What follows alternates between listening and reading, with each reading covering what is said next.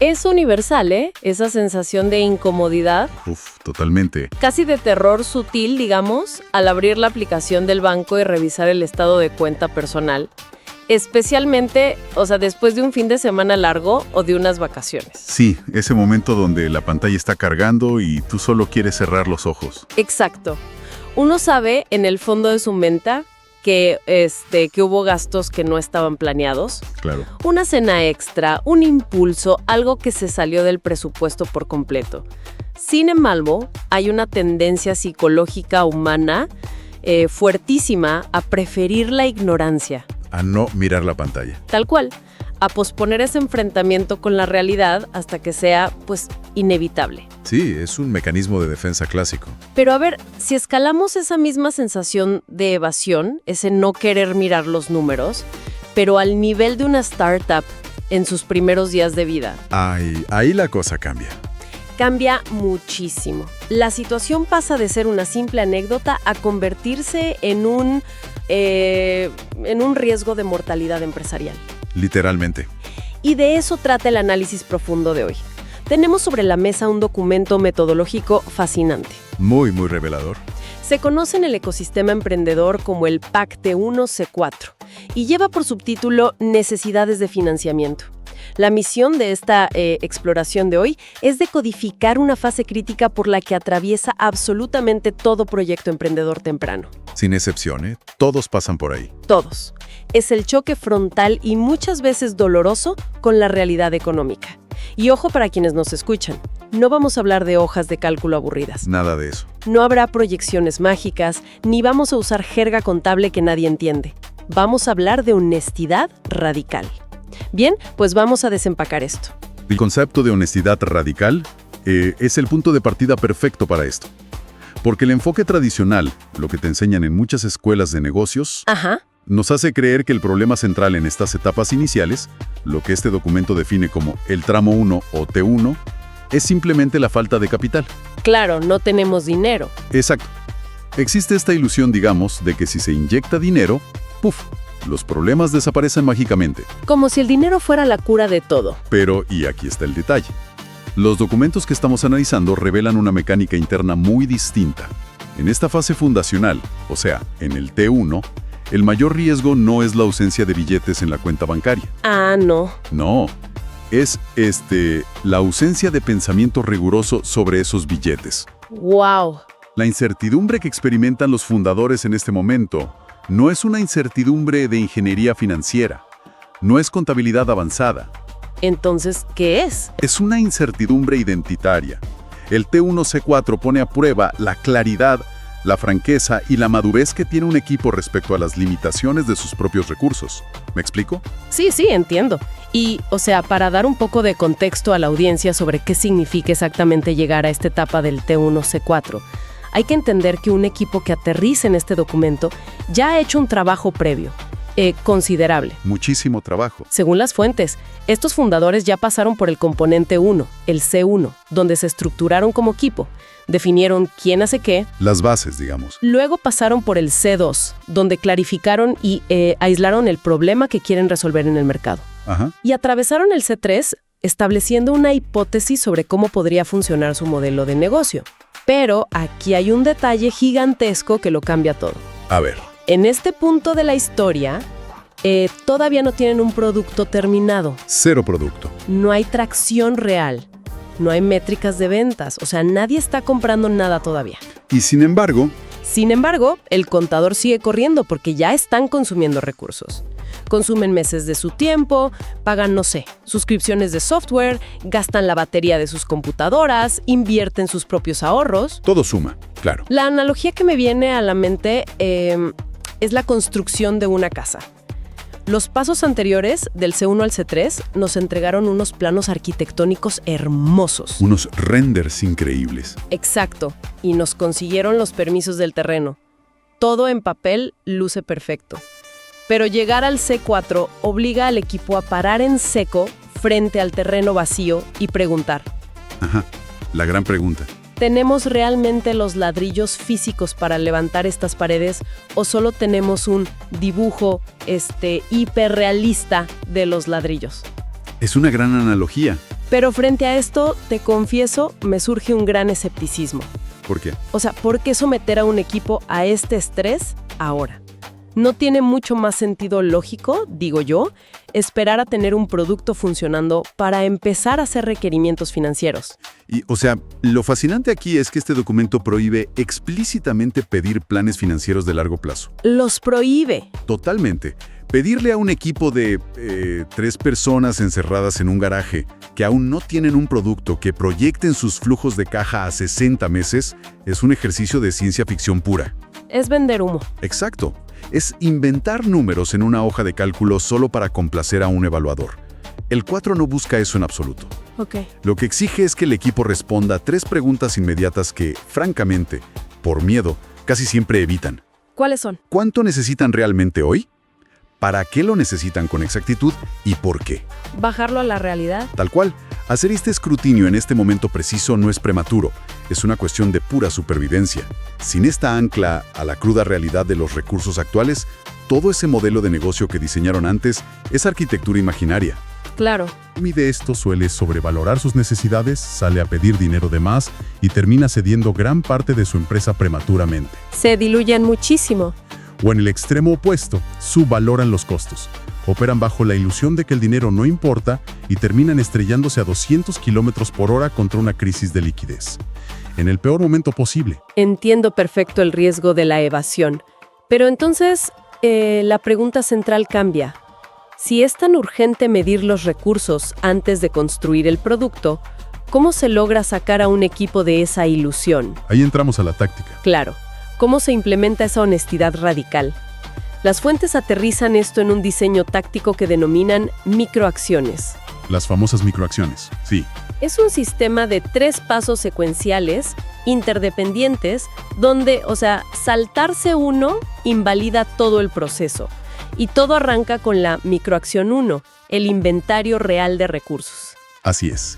La microacción 1 obliga a encender la luz en una habitación oscura. La directriz es inquebrantable. ¿Qué dice? Antes de atreverse a pronunciar la frase «necesitamos capital», el equipo debe demostrar que sabe con precisión milimétrica cuánto capital posee ya. Saber lo que hay en la billetera hoy. Pero va mucho más allá de consultar el saldo en el banco, ¿eh? Tienen que mapear el capital propio que está verdaderamente comprometido y disponible para el proyecto.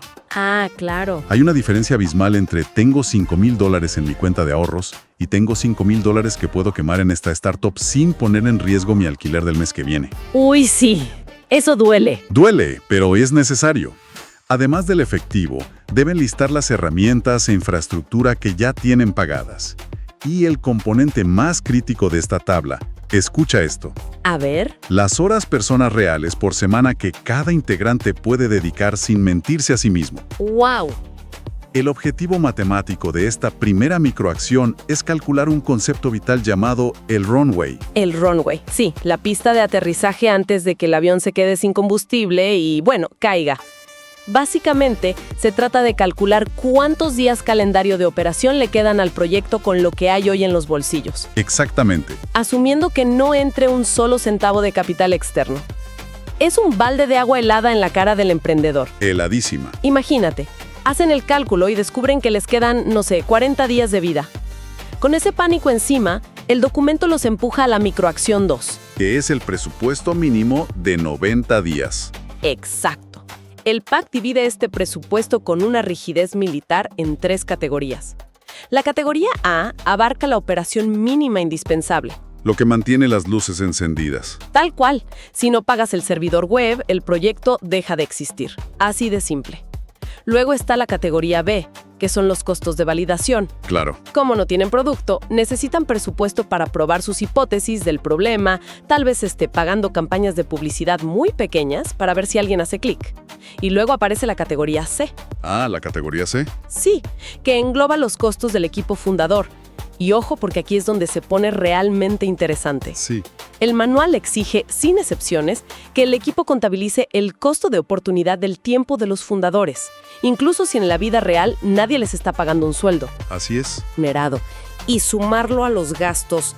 O sea, ¿no es eso inflar los números artificialmente? Es una duda súper común. Me suena a que es una estrategia perfecta para deprimir al equipo en el día 1. al mostrarles una deuda fantasma.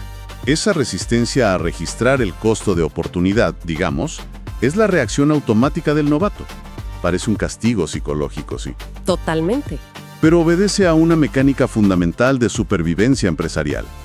Ignorar el valor económico del tiempo no remunerado es en esencia diseñar un modelo de negocio basado en la autoexplotación eterna. ¡Wow! ¡Qué fuerte suena eso! Pero es la verdad. Imagina este escenario en otra industria. Alguien hereda una panadería y un familiar decide regalarle la harina todos los días. Ok, harina gratis. Esta persona empieza a vender el pan a un precio bajísimo, creyendo que ha descubierto un modelo de negocio brillante con márgenes de ganancia increíbles. Claro, cree que es un genio de los negocios. Pero el negocio no es brillante, simplemente está subsidiado por un recurso invisible, que es la harina gratis. El día que el familiar deje de regalar la harina, la panadería quiebra en 24 horas. Porque el precio real de producción jamás se contempló. Exactamente. Lo mismo ocurre con el tiempo del fundador. Si una persona deja de percibir ingresos como profesional independiente para dedicarle 40 horas semanales a su startup, ese tiempo tiene una carga económica real en el mercado. Tiene mucho sentido. El PAC T1C4 no sugiere que los fundadores deban girarse un cheque en efectivo que no tienen. Exige que visibilicen ese costo en el papel. Un proyecto que ignora esto toma decisiones estratégicas estando ciego. Sí. Creen erróneamente que validar su producto les cuesta $100 mensuales de servidores, cuando la realidad estructural es que les cuesta miles de dólares en talento invertido. Viéndolo como el subsidio invisible de la harina, tiene todo el sentido del mundo. Si no registras el combustible que te están regalando, jamás sabrás cuánto consume el motor realmente. Ese es el punto. Una vez superada esta incomodidad, el equipo entra a la microacción 3, la declaración de requerimiento de capital. La culminación. Derivado del choque de realidad anterior, deben responder 4 cosas de forma pública. Primero, ¿cuánto dinero necesitan? Segundo, ¿en qué partidas específicas se va a invertir? Tercero, ¿qué hito verificable va a habilitar ese dinero? Y el manual es estricto aquí, o sea, no se puede decir usaremos el dinero para programar. No, eso no sirve. Madas. Y la cuarta pregunta es la que me parece más astuta. ¿Qué pueden avanzar sin ese capital mientras tanto? Esa cuarta pregunta actúa como un detector de mentiras metodológico. ¿Cómo así? Obliga a separar lo que es imprescindible de lo que es simplemente cómodo. Al responderla, muchos equipos descubren que llevaban meses utilizando la frase «es que necesitamos inversión» como un escudo psicológico. Claro, para no enfrentar el rechazo del mercado. Exacto. Se dan cuenta de que pueden hacer entrevistas en la calle, diseñar prototipos en papel o contactar clientes potenciales sin gastar un solo dólar de los que pidieron. Impresionante. Y el cierre magistral de esta tercera microacción es que fuerza una decisión dicotómica. ¿Blanco o negro? Tal cual. El equipo debe estampar su firma decidiendo explícitamente si van a salir a pedir capital externo en este tramo o si se declaran autosuficientes y usarán recursos propios para llegar al siguiente hito. Ambas rutas son válidas, ¿no? Financieramente, ambas son legítimas. La única respuesta inaceptable, la que el PAC rechaza de plano, es la ambigüedad. Vamos viendo. Exacto. Lo estamos evaluando. O depende de cómo se den las cosas, demuestra que el equipo aún no tiene control sobre su dirección. Pero atención a lo que dicen las fuentes a continuación. Hay una advertencia metodológica inmensa. Habiendo completado el inventario, el presupuesto a 90 días y la declaración de capital, el equipo podría creer que ya terminó. Podrían, pero estarían equivocados. Claro, el documento señala que entregar los formularios llenos no sirve para nada si se hicieron mecánicamente. El verdadero objetivo no son las plantillas. Definitivamente no. Y así llegamos al concepto de la evidencia, que en el argot de este programa llaman la gema. La gema no es agarrar los 3 PDFs, juntarlos con un clip digital y enviarlos. Sería muy fácil. Demasiado. Para que el trabajo alcance un nivel A, que es el estándar de oro de una evidencia robusta, el equipo tiene que documentar algo muy particular. La fricción real que ocurrió a puerta cerrada mientras hacían los cálculos. Y este es un cambio de paradigma profundo respecto a cómo nos enseñan a mostrarnos en el mundo profesional. Normalmente intentamos proyectar una imagen de armonía perfecta, ¿verdad? Sí, de todo está bajo control. Pero si un equipo entrega un presupuesto impecable y en su bitácora escribe, nos sentamos a tomar café, llenamos los números en media hora y todos estuvimos de acuerdo al 100% desde el minuto 1. Mentira. Exacto. El evaluador del PAC automáticamente levanta una bandera roja de escepticismo, porque hacer un inventario honesto bajo condiciones de escasez absoluta duele y genera conflicto. Tiene que haber fricción. Tiene que haberla. Fricción de visión, por ejemplo. El fundador técnico descubre que el fundador comercial asume que hay más dinero del que realmente existe. ¡Qué momento incómodo! Ocurre una fricción de evasión cuando alguien se resiste visceralmente a aceptar que el runway es de apenas 15 días. Se generan debates acalorados sobre qué gasto entra en la categoría A de supervivencia y qué gasto es un lujo de la categoría B. Claro. Documentar esos desacuerdos, detallar cómo el equipo negoció y qué tensión se generó en la mesa, es lo que otorga validez probatoria a la evidencia. Sin el registro de esa fricción, los formularios se consideran un simple relato de ficción redactado para salir del paso. Es la mecánica de las pruebas de estrés en la ingeniería civil, digamos. A ver. Pensemos en el diseño de un puente colgante nuevo. Antes de inaugurarlo, los ingenieros estacionan decenas de camiones de carga pesada sobre la estructura. Si durante la prueba el puente se mantiene en absoluto silencio, o sea, si no se escucha el crujir de las vigas ni el metal tensándose... Algo anda mal. Exacto. La conclusión no es que el puente sea una obra maestra indestructible. La conclusión es que la prueba de Carla fue deficiente y no se le puso suficiente peso. ¡Qué buena imagen! Lo verdaderamente contracultural de este PAC es que le está diciendo al emprendedor, muéstrame dónde crujió tu equipo, porque si no hay crujido, no hay rigor. Pedir que se reporte un conflicto interno parece, a simple vista, una forma de sabotear la propia credibilidad ante el mundo exterior. Sí, da miedo. Pero irónicamente, la fortalece. Pues si conectamos esto con el panorama general de la evaluación de startups, entendemos el papel del índice Colibrí, o IC, que es el sistema de medición detrás de esto. Ajá, el índice Colibrí. Cuando el equipo entrega la gema, documentando su fricción, el índice Colibrí actualiza el puntaje del proyecto en 3 dimensiones evaluativas. ¿Cuáles son? Primero, en la dimensión de ejecución, se demuestra que el equipo es capaz de articular una cadena lógica de documentos interconectados bajo presión extrema. Bien. Segundo, en la dimensión de aprendizaje, ojo, no se premia que reciten un libro de finanzas. Claro, no es un examen teórico. Se premia que documenten cómo un supuesto erróneo fue destruido y reemplazado por la realidad. Por ejemplo, darse cuenta de que alquilar un espacio de coworking no era categoría A. Es doloroso aceptarlo, pero necesario. Y tercero, en la dimensión de consistencia, el índice verifica que la estructura de costos que acaban de declarar encaja sin contradicciones con el modelo de negocio que juraron tener en los PACs anteriores. Todo tiene que cuadrar. Exacto. El índice Colibrí jamás suma puntos simplemente porque haya más ceros en la cuenta bancaria.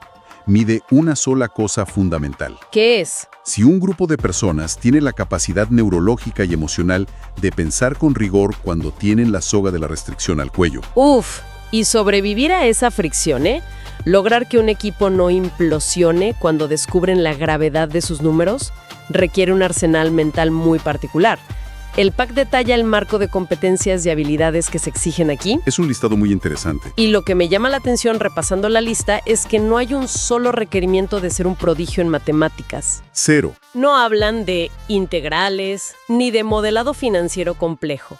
Invocan el marco europeo Intercomp Plus, destacando competencias como movilizar recursos, que es, digamos, la capacidad mental de ver qué piezas faltan en el tablero. Ajá. Hablan de hacer frente a la incertidumbre, que no es otra cosa que tomar decisiones que comprometen el futuro sin tener jamás el 100% de la información. ¿Qué es el día a día de un emprendedor? Tal cual. Mencionan comunicación efectiva, vital para que durante una discusión se distinga un dato comprobable de una suposición optimista que alguien se inventó en la ducha, ¿no? Totalmente. Y luego cruzan esto con las habilidades del Foro Económico Mundial para el futuro del trabajo, el pensamiento analítico y la atención obsesiva al detalle.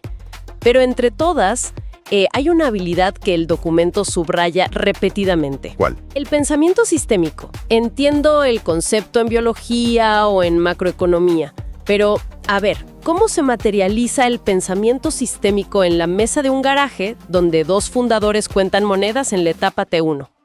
La presencia del pensamiento sistémico en esta etapa fundacional es la línea divisoria exacta entre un equipo que improvisa impulsivamente y uno que opera con profesionalismo.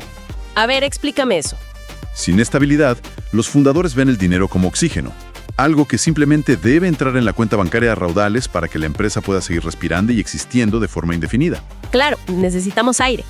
El pensamiento sistémico destruye esa visión pasiva. Permite comprender que el capital no es una variable aislada, es un engranaje dentro de un mecanismo de causa y efecto. Ok. Y verificable. Lo que hablábamos de las 50 entrevistas. Exacto. Cuando se alcanza ese hito, ocurre un fenómeno crucial, y es que la incertidumbre general del proyecto disminuya. Y es únicamente esa disminución objetiva del riesgo lo que justifica moral y financieramente ir a tocar la puerta para pedir el siguiente ciclo de capital. Es un ciclo claro. Capital alimenta al hito, el hito destruye el riesgo, la destrucción del riesgo justifica nuevo capital. Comprender este ciclo cerrado evita el error mortal del emprendedor novato. Que es pedir por pedir, me imagino. Tal cual, salir a pedir dinero para tener una red de seguridad emocional. Pedir dinero sin saber qué engranaje específico va a mover ese billete. Entonces el salto cognitivo es dejar de ver la cuenta de banco como un tanque de oxígeno para sobrevivir y empezar a verla como el combustible exacto necesario para mover la nave del punto A al punto B. Esa es la metáfora perfecta. Todo este proceso doloroso, el inventario desnudo de la microacción 1, el recorte brutal del presupuesto de 90 días, la tensión de firmar una declaración formal y la documentación del conflicto interno, Todo suma. todo eso culmina en una transformación en la forma en que el equipo se comunica. Las fuentes registran un cambio de narrativa que es casi poético, Es un antes y un después. Antes del T1C4, el equipo balbuceaba cosas como: tenemos una gran idea, necesitamos inversión rápida para poder avanzar y desarrollar cosas. Súper vago todo. Ajá. Pero después de asimilar el documento, el equipo se para firme y dice: ¿sabemos con exactitud cuántos dólares necesitamos? ¿En qué rubros específicos los vamos a inyectar? ¿Dentro de qué ventana de tiempo exacta? ¿Y cuál es el hito irrefutable que ese dinero va a habilitar? Cambia por completo. Entonces, a ver, ¿qué significa todo esto? Significa que someterse a esta tortura metodológica no tiene como objetivo final graduar a los fundadores como contadores públicos. Todo el PAC es en realidad una maquinaria diseñada para construir una señal reputacional hacia el exterior. Y claro, esto plantea una pregunta importante para cerrar el análisis de las fuentes. A ver, ¿qué está viendo realmente un inversionista profesional o un comité de evaluación cuando revisa un proyecto que atravesó la trituradora del PAC, T1C4, y logró documentar su gema con nivel A? qué buena pregunta. La respuesta desarma muchos mitos. El inversionista en esta etapa fundacional temprana no está viendo madurez financiera. Es absurdo buscar madurez financiera cuando no hay ingresos, no hay historial de ventas y no hay un producto que optimizar. Lógico. Lo que el inversionista rastrea y encuentra en esta evidencia es madurez de pensamiento. Madurez de pensamiento. Me gusta. Observa a un grupo de personas que no permite que el entusiasmo de su visión nuble su necesidad operativa actual. Ve a un equipo que no huye de las conversaciones espinosas sobre el dinero, Que son las más difíciles. las peores. Pero este equipo es capaz de distinguir con frialdad clínica entre lo que es lindo tener y lo que es vital para no morir. Y sobre todo, ve a unos líderes que toman decisiones explícitas y estructuradas justo cuando navegan por la etapa de mayor niebla y confusión de toda su historia empresarial. Las fuentes lo dicen sin rodeos, ¿eh? Completar este análisis no garantiza el éxito del producto. O sea, la reducción del riesgo al hacer este pack es muy acotada. Sí, no te asegura que te van a comprar. Claro, no elimina en absoluto el riesgo técnico de que la tecnología falle. No elimina el riesgo de mercado de que a los clientes no les interese la solución. Pero sí elimina de tajo el riesgo de que los fundadores sean unos ilusos irresponsables con los recursos. Y ese es un riesgo enorme que se quitan de encima. Superar el T1C4 no significa que el startup vaya a ser un unicornio, pero le demuestra al ecosistema que el equipo tiene la estatura mental para sentarse en una mesa a tener una conversación seria sobre la gestión de capital. Y esa es la piedra angular del ecosistema emprendedor en sus cimientos. El rigor en el pensamiento es el requisito previo indiscutible antes de que se puedan ejecutar los números en la realidad. Totalmente. Lidiar con la escasez de sus limitados recursos de hoy, emiten la señal predictiva más poderosa posible. Confianza. Le dicen al mercado que cuando tengan la responsabilidad de gestionar inyecciones de capital de millones de dólares en el futuro, no perderán el norte. Lo que se premia en el fondo no es la cantidad de dinero acumulada, sino la capacidad probada de ejercer una honestidad estructurada. Es un trayecto de transformación fascinante. Comenzamos explorando esa neblina densa, muy propia de las ideas fundacionales, donde suele reinar un entusiasmo algo ciego y las proyecciones desconectadas de la realidad. Donde todos somos optimistas. Exacto. Vimos cómo la microacción 1 arrastra al equipo a hacer un inventario brutalmente realista. Analizamos la inevitable fricción que surge cuando las expectativas chocan contra el muro del presupuesto mínimo de 90 días. Esa tensión necesaria. Y finalmente, observamos cómo el equipo emerge del otro lado sosteniendo un mapa claro, habiendo desarrollado un pensamiento sistémico que opera como un filtro natural para atraer a los inversionistas adecuados. ¿Qué viaje? Sí. La gran lección central que atraviesa toda esta metodología es profundamente liberadora. El mito de que se necesita tener dinero abundante para empezar a construir de manera seria es falso. Lo que se requiere desde el día cero es una claridad quirúrgica sobre el dinero y los recursos limitados que ya se poseen. No podría estar más de acuerdo. Y queda una reflexión final interesante, que creo que trasciende las fronteras del mundo de las startups y el levantamiento de capital institucional. ¿Cuál sería? Si la metodología nos demuestra que la claridad cruda sobre los recursos del presente es infinitamente más persuasiva y valiosa que cualquier proyección utópica del futuro, o incluso metas personales profundas se encuentran completamente paralizados hoy. Uf, muchísimos. No por falta de herramientas mágicas, sino simplemente porque existe una negativa constante a realizar ese inventario doloroso, friccional, pero indispensable de lo que ya se sostiene entre las manos. Esa es la verdadera barrera. A veces, la decisión de no apartar la mirada de esa incomodidad inicial es el único puente real hacia la construcción del futuro. Vale la pena no apartar la mirada.